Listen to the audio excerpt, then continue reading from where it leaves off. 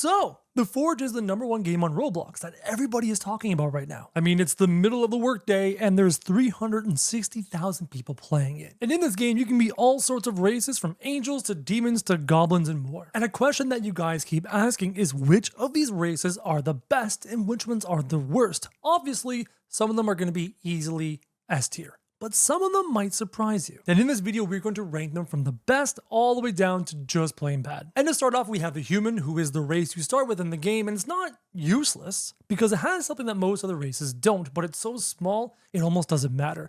Its ability is a 3% boost to luck, which is nice, but a 3% boost to experience, which no other race really has. But 3% is so negligible, it's practically useless. Now, obviously, there are other races in the game that provide better luck. Even the elf provides 7% luck boost. So ultimately, the human, you're going to want to roll off of it. It may look good, may look normal, may look better than some of these weird races, but it's pretty much useless. Because of that, the human is clearly in the bad tier. That's an easy one to do. And that brings us here to the elf, and this is where things finally get interesting. The elf has a 15% stamina boost, a height boost, which really doesn't make a difference, but more importantly, it has a luck boost. And this is pretty much the only source of luck in a race outside of the angel, but we'll get to that later in the video. Honestly, feel free to re-roll this race. There's better options out there for luck, there's better options out there for stamina, and they're not even that hard to acquire. So we're gonna take the elf and we're gonna put it in the meh category. It's fine, nothing wrong with it. If you like the look, go for it, but if you're there for power,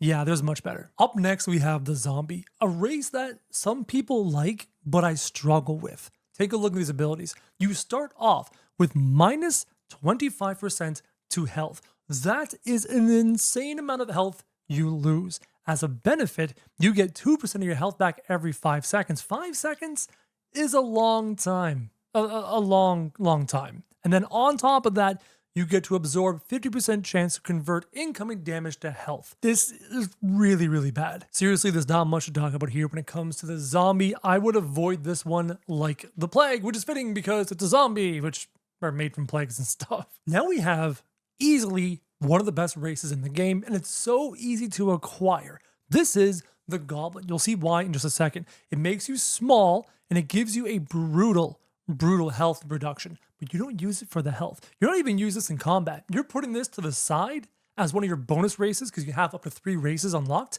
You're going to keep this on the side for the following reason. 12% discount when shopping. Guys, do you want the best axe in the game? Come here. Do you want the best axe in the game that costs $125,000? Do you want it for only $110,000? That's why you keep the Goblin, you put it in your back pocket as one of your extra races for times when you want to buy things. And this is probably going to become even more useful in the future with more updates, with a whole new zone coming, because in that zone will be even new things to buy, and having a Goblin in your back pocket to buy things cheaper will be powerful. For that reason, this guy is great. He's an A-tier race. You definitely want to keep one because, again, remember, I'll say this one more time. I'll say it again. You can have up to 3 races saved. See? 1, 2, 3. Now, personally, I don't have the Goblin saved because I've already bought my pickaxe. I have no more need to buy things. But with the new update coming relatively soon with the new zone, I might have to re-roll my Dwarf and grab a Goblin if there's something worth buying there I want to save money for. Moving on, let's take a look at the Undead. You have another health reduction, which is frustrating, but this time you get to reflect 10% of the damage taken, which is interesting, and then refills 50% of your health when health is under 10% every 5 minutes. Kind of a get out of jail free card. But man, that reduction in health is just not good enough. And there's better things out there. The skeleton, the undead, he's just in the meh category. Now, this guy, the orc, immediately my brain goes, okay, it's interesting because its negatives are pretty minimal and its positives are quite good. Minus to stamina, minus to movement speed, but plus a physical damage, health, and size being negligible. This is interesting, but it's just not that impressive. There are other races in the game that provide physical damage boosts and health boosts, but don't have so many negatives. And we're going to get into those very soon as we go from the rare races into the, I called it a pet. Do you want a pet orc? I want a pet orc. Let's get into the epic races. The orc is another meh C tier kind of pet. You know what I mean? I called it a pet again. Guys, they're pets. You know what? They're pets. I have a pet orc. He's my orc. I'm taking him home with me. I will call him Smork the orc. This is finally a race worth talking about. At 7% chance to acquire, which isn't that hard. If you get 10, 15, 20 rerolls, there's a good chance you're going to land on a dwarf. And if you do, keep it. It's amazing even in endgame. It has clutch abilities. Let's take a look. Heavy, short, minus height, minus 5% movement speed. The movement speed is pretty much negligible and height makes no difference seemingly. However, gifted miner, plus 15% mining damage and plus 5% better forge. That 5% better forge will actually benefit you later on in endgame. Even if you manage to unlock even better races than this, the 5% forge is not anything available anywhere else in any other race, and it will still be useful in the future. And then it has a chance to crit rocks. So this is still one of the better mining races unless you unlock the angel. We'll talk about that very soon. But even if you do manage to unlock the angel, every time you go to forge, having the dwarf is just awesome to switch to. The dwarf is our first S tier race. Best in slots. You can't go wrong having one in your back pocket, especially in endgame, beginning game, any game at all. It's awesome. Now we're going to talk a little bit about the Shadow, who is an underrated race. I'm going to have this quite high because of its abilities, and then you start stacking those abilities with specific pieces of armor and later, and it can get quite good if you don't unlock something like a demon or an angel. Read the abilities, plus movement speed, awesome. Running around faster, plus attack speed, awesome. More DPS, plus stamina, plus physical damage, minus a little bit of health. That part sucks. However, upon taking damage, there is a 15% chance to turn into a shadow and dodge the entire attack. You might have a negative 10% to your health, but being able to dodge the entire attack is powerful. And not only that, you can get that ability on your armor in the future. Multiple pieces of armor. You could have a 60-70% chance, I think, of being able to dodge attacks. This race is low-key underrated. People are underrating it compared to the legendary races. For an epic, that is fantastic for combat. As such, I'm putting the Shadow all the way up in the gray tier. In fact, I like it more than the Goblin. The Goblin's only good to have for specific buying purchases, and once you're done buying things, you don't really need the Goblin anymore. The Shadow, if you don't unlock other amazing combat type races, is actually quite strong. And being able to have a Shadow dodging build might be a thing in the future, something to keep an eye on. Now it's finally time to talk about the legendary races, starting with the Minotaur at only a 1.75% chance to acquire.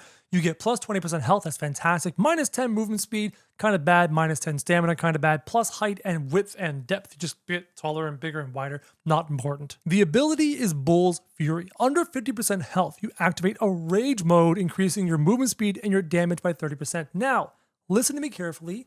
You can get a rage mode from your runes. You can take rage runes and put them on your armor, and I don't know whether they stack with the racial ability. If they do, that can allow you to take a ton of damage or take enough damage to activate this and then just destroy whatever it is you're fighting when your rage mode pops off. Is this great? I don't know. I don't think so, but some testing might be necessary to see just how useful it could be. Having said that, I'm going to put the Minotaur in this good B tier. I think the ability might be powerful, but I'm not sure. Now we are cooking with gas. The Dragonborn is the combat race I kept in my back pocket, saved in my save slots until I unlocked the demon. The Dragonborn is a fantastic fighter. Take a look at these abilities. Durable scales, plus max HP, plus height, plus physical damage. And then you have a chance to do AoE around you for 3 seconds. All that HP, all that physical damage, more damage around you, just a phenomenal physical fighting class. The Dragonborn is quite good and quite strong. He belongs in the great tier. I'm even going to put him above the Shadow. He's easily the top of the great tier, the A tier, if you will. Now we're going to talk about a very tanky, powerful race. This is the Golem. 30% health is nothing to scoff at. You can combine that with certain armors to get even more health, and then there's an ability that deals damage around you based off of your health. It's fantastic. So the health is quite good. The movement speed decrease sucks, but heavy hitter, swinging faster with heavy weapons. If heavy weapons get a bit of a buff, because everyone right now is running the katana and stuff like that, heavy weapons with a golem could be interesting, and then to top that off, 50% chance to lower incoming damage by 25%. It's similar to the Shadow's ability. 15% of the time, it's received no damage. 50% of the time, cut the damage by a quarter. So I'm not sure how that's going to work out. I don't know the math, but it's really interesting. Combine that with a massive health pool and faster attacks with heavy weapons.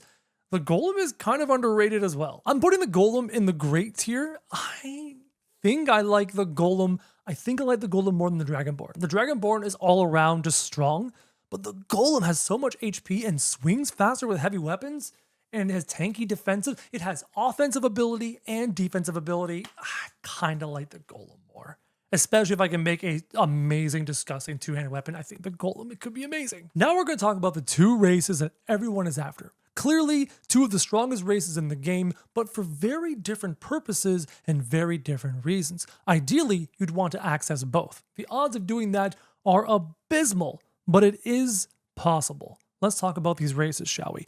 First up, you have the Angel. The Angel is there to help you mine. It is like a better Dwarf without the Forge ability, making the Dwarf still useful. Let's read it. You have a faster cooldown on your dash, a longer distance on your dash, more invincibility frames on your dash, more movement speed, bigger jump, and tons of stamina. You are zooming around the map like crazy, going from ore to ore to ore.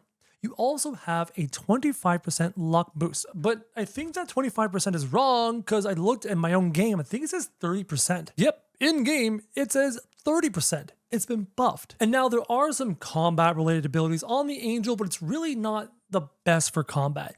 50% chance to call down a smite and deal 30% physical damage, which is nice, but you have infinite stamina when you're below 20% health. It helps you escape. This is the movement class, the movement race. And then the mining luck of 30% luck is clutch. And that's not just mining luck though.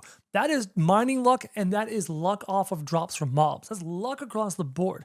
So if you are capable of fighting the strongest mobs in the game with this at your disposal, you'll have access to that 30% luck on mob drops and on mining drops. The Angel is probably the best race in the game, until it comes to a point where the demon's physical fighting capabilities outstrip it. If that is necessary, the demon might leapfrog it. But as of right now, since we're so focused on mining and so focused on grabbing the drops to make the gear, the Angel is probably the best race in the game, making the Angel an easy S tier, best in slot, best class in the game. Now, having said that, the demon is no slouch. Where the Angel's amazing at movement and amazing at luck, so mining and such, the demon is a demon at combat. Check this thing out.